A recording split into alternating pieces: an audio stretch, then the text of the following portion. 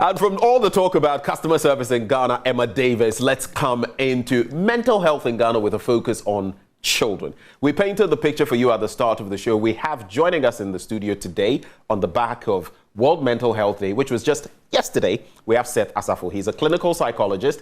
He also is a lecturer at the psychiatry department of the University of Ghana. Seth, a very good morning to you. Good morning. Thank you for joining us. You're most welcome. I see your mental health is in a good place. Oh. You know why I can tell. Charlie, when you came here and everything, and even the way you're smiling, but it's not same for all people. It's not. Well, I mean, we all have a part to play in enhancing and taking care of our mental health. Yeah. And of course, as a mental health advocate, to be here to propagate the gospel of mental health always gives me joy. And I guess that's why I'm looking so radiant. Right. That is good to know. But today we focus on children, okay? And it's interesting. I was just sharing with you a short while ago when we heard from the health minister that about 10% of us, over 3 million, have mental health issues. People were thinking, oh yeah, it's to be expected and the pressures of life. Well, a guy, you know, say, Charlie, even your salary land, no, Charlie, even before it's landed, it's, you know, all those things. Yes. But we rarely think about children, that they too could be going through all of these things. What would you categorize or describe as a mental illness when it comes to children? Well, I mean, there are several categories of them. It's important to, first of all, even understand that when it comes to mental illness, it looks at a dysfunction with either the way you think, feel, or behave. Practically, those are the things that we look out for. And of course, it's impairing your life significantly. Now, among children, for example, many times you miss the diagnosis for some mental health challenge because they're not expressive enough as one.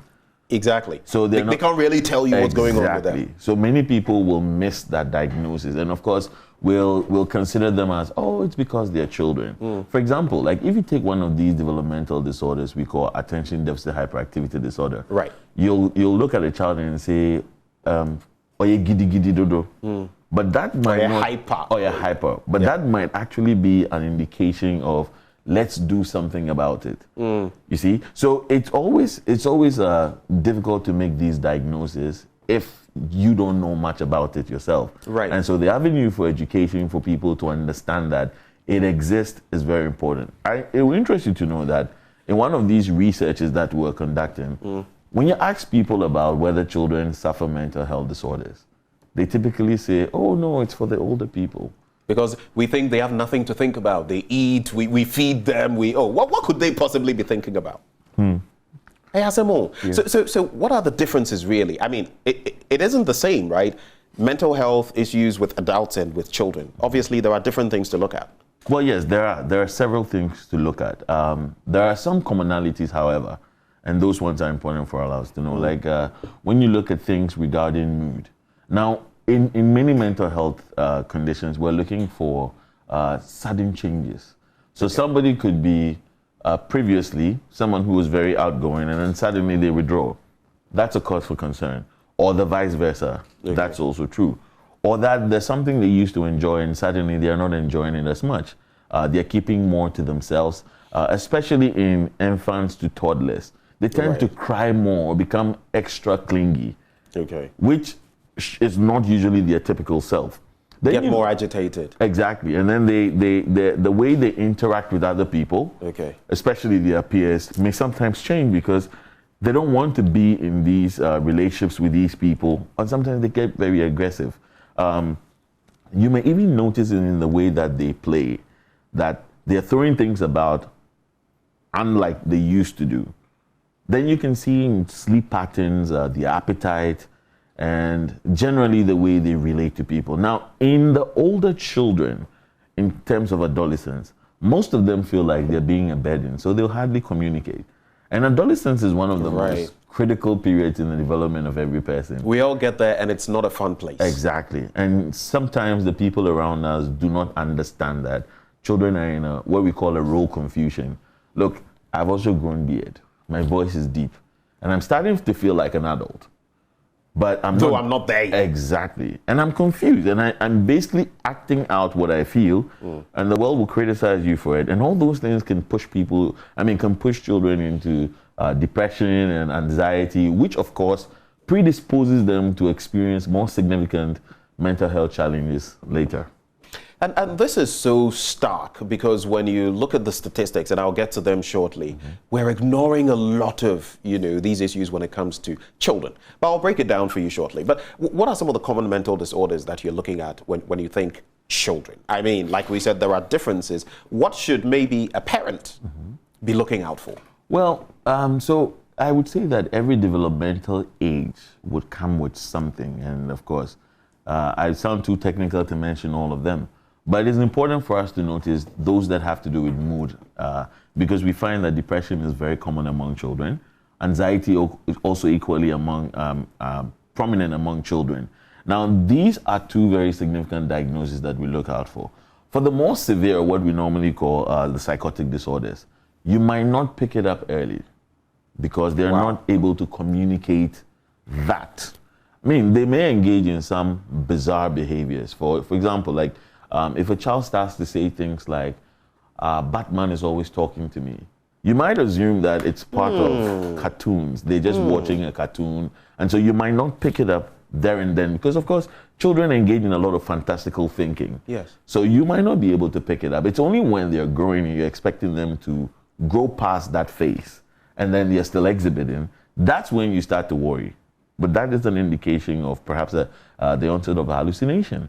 Or sometimes they're having some strongly held belief that we call delusions about how perhaps they're going to be Superman in future. It's a thin line to see if this is a symptom or if it's just a child being a child. And that's a very tricky place because as a parent, you would want to be certain, but at the same time, we take a lot of these things for granted. Exactly. In fact, I would think that maybe some children, and of course, mental health is not a permanent thing, that some children may even get there and come out without our knowing that they were there in the first place. Exactly. So when you observe these as a parent or as a guardian, what do you do? The best thing to do is to see a pediatrician or see your mental health professional. I mean, we cannot know it all. Of course, many parents, many people have become Google doctors. Yes, you might Google it, but these things are a group of symptoms that are put together before any diagnosis and intervention is made. You might see 1 and 2, but you might never be able to piece it together as much. So when you find that something is unusual, you're not used to it, the best thing to do is to seek professional help. And that is what brings me to the other bit, seeking professional help. In our part of the world, it's a difficult thing, isn't it? Even for us adults. I mean, sometimes, let's face it, Seth, you speak of certain issues and people, they like, now you pay. It's your softy power. Now, I did now you're for me. Or say, you know, that kind of thing. Course. Think about children and access psychiatrists, psychologists, and all of that. First of all, there are not so many of you. That's true. And it's a real problem. You go to our health facilities and there are very few of you. So what are the options for a parent who may not be able to fork out a lot of money to go to some private facility? What does the person do? You see, thankfully, the education on mental health is something that is gaining grounds, especially in Ghana.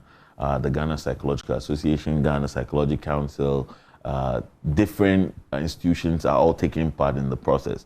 So what we notice, for example, like now, you have mental health care in primary health care. So in any government hospital or district hospital or primary health care facility, you'll find at least a community psychiatric nurse who are being trained to be able to pick these things up. And if they're not able to deal with it at their level, they'll escalate it. So I would say that we're closing the gap gradually, even though we are nowhere near the finish line. It's much better than before. Now, another thing to look at is we have a lot more information out there because of the globe. I mean, the world's become a global village. And so these experiences people share all the time. So it becomes part of our lives to be educated about these things. Now, if you read many of these books on parenting and development, you might come across noticing these kinds of things, as well as I normally like to stress on the role that the churches play in socialization. Right. Very important. And it's one angle. So we're getting more people among the clergy who are taking courses in lay counseling, being able to identify pathologies, etc. And all these are very important because you can't solve a problem if you haven't identified it. So at this point, we're all leaning towards being able to identify and referring to the appropriate source. Okay. Now, as we get ready to, tie the knots properly on this, yes, I also know that, well, yesterday we made a very important point in Brazzaville in Congo, in Nairobi in Kenya, in Dakar in Senegal, that we are actually doing very little. About 1 in 7 children in sub-Saharan Africa experiences significant psychological hardship, and we're not doing much for them. This is stark because this is UNICEF data, this is WHO data being put together. What would you say is the way forward? Even before we get into proper treatment and then we wrap the conversation, what is the way forward? So you see, even if you look at the mental health law in Ghana, which was passed in 2012, till this day, it's only 1.4 of government allocations that goes to mental health.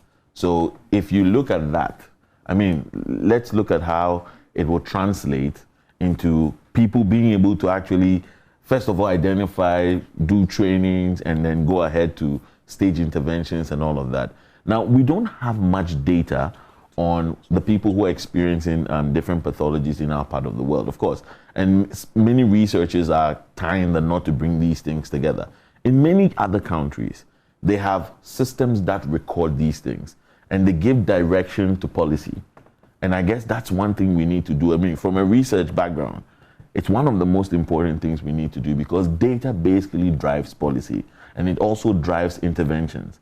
So we should be able to form or be able to have enough funding to do more research, to identify the presentations, and then also for us to also devise what we call customized therapies.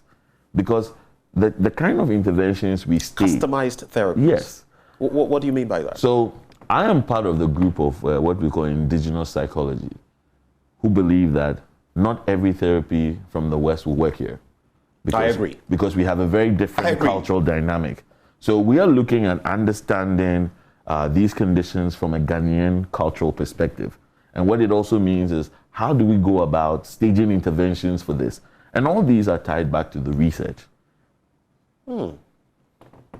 That's particularly interesting because I'm thinking, for example, and I did mention that we'll get into the treatments for children, but I'm thinking, for example, the Kayaye, who has been dislocated from her community for diverse reasons, who has come into the city capital, very new environment, working, doing odd jobs, maybe has been assaulted sexually, maybe has a child, being a child herself. You can't, that doesn't resonate with anything you may find elsewhere. It is a very unique situation they have to deal with. Exactly. I mean, coupled with all the other stresses they have to face on the street. Now, you see, typically in mental health, stress becomes one of the most significant, let me say, last killer. So many people have a predisposition to some psychological challenge. All they need is a necessary trigger, which is usually a stressor. Now, if you look at, first of all, being able to make ends meet, and then having a child, and not having shelter and safety, these things Basic in themselves needs are stressful. Then you have the threats out there on the street, abuse, physical, sexual, verbal, etc., etc. And all these things weigh on the children. So you see, in growing up, we develop sense of trust based on the environment in which we grow. So if I'm growing in an environment which is loving and nurturing, I develop a sense of trust. Right. The trust builds self-esteem, makes me feel like I can achieve, and actually propels me to achieve the things that I want to. Now, for a person whose sense of safety is being compromised, they're constantly living in some fear, and they hold back to a lot of things. So they might not even, I mean, in normal interactions or in the relationships they form, there's always a back burner about, maybe they're out there to get me. Now, imagine having to walk every single day feeling that your life is under threat. That's something, It's not easy. it would impact you very negatively. Exactly. Well, which brings to mind, can children get depressed? Of course. Of course. Everybody can Just get as depressed. we get depressed, they can get depressed, but Exactly, we they may can. just not. Even in adults, it's difficult to tell when people are depressed. Yeah, especially when they're going through consistent or prolonged stress. They will get depressed. In our context, what would you say would be prolonged stress? Something like COVID-19? COVID-19 was a very significant one. So suddenly, and of course, change is something that registers in the mind as danger because you're not used to it. So it takes away your sense of predictability or your sense of safety. Now, we used to go to school every day, hang out with friends, and we play and we come home. And of course, in doing so, we didn't have to deal with mom and dad's marital pressures, okay? Now, suddenly, all of that's taken away from us. So wake up and you're boxed up in the same house with mom, dad, or your guardians who are extremely toxic. And all these things are weighing on you because in the pecking order, the smallest one is the one that suffers the most. Yeah. So, and in our system, you get to shush. You don't get to talk much. That's the point. So those kinds of prolonged stresses can actually have significant psychological impacts on a child. Let's wrap on this, and I know you have to run, but so with this string of mental health issues, what treatment you've spoken about? Yes, going to medical facilities seeking help, but what are some of the other treatments? Let's say a parent, maybe it's not that extreme. Good. What can a parent do right from the home? So these are what we call self-help tips. The most important thing for every parent and every adult or every peer to do to help someone navigate some mental health challenge is just to be available. You see, sometimes just being available. Be there. And being there does not mean actively what is wrong. No. It's about making the person recognize that you are there if they want to talk. The point is that we all process gradually until we come to an acceptance of some challenge we're going through.